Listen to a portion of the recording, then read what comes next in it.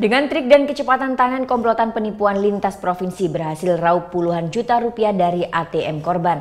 4 pelaku penipuan tersebut berhasil ditangkap tim Opsnal Polsek Kuta. Beginilah cara komplotan penipu ini berhasil memperdaya para korbannya.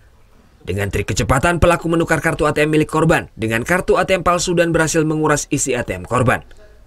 Komplotan ini berhasil diringkus tim Opsnal Polsek Kuta pada 7 Agustus lalu di sebuah hotel di Denpasar setelah adanya laporan dari salah satu korban.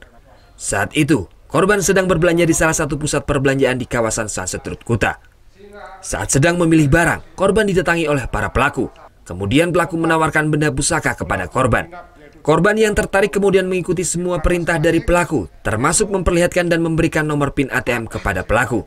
Pelaku kemudian dengan cepat menukarkan ATM milik korban dengan kartu ATM palsu. Korban membawa ATM palsu dari milik pelaku tersebut.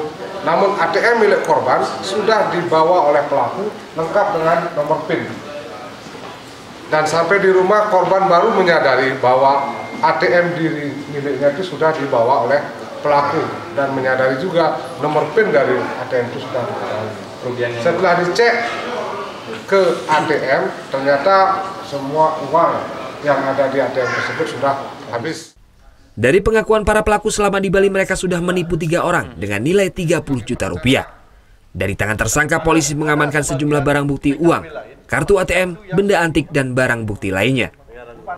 Kini keempat pelaku Irfan, Sodi, Zamzami, dan Suganda Bangun masih mendekam di Polsek Kuta dengan ancaman hukuman 7 tahun penjara.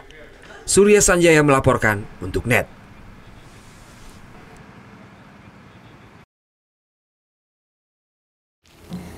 Udah selesai kan nontonnya? Nah, jadi jangan lupa buat like, komen, dan subscribe ya.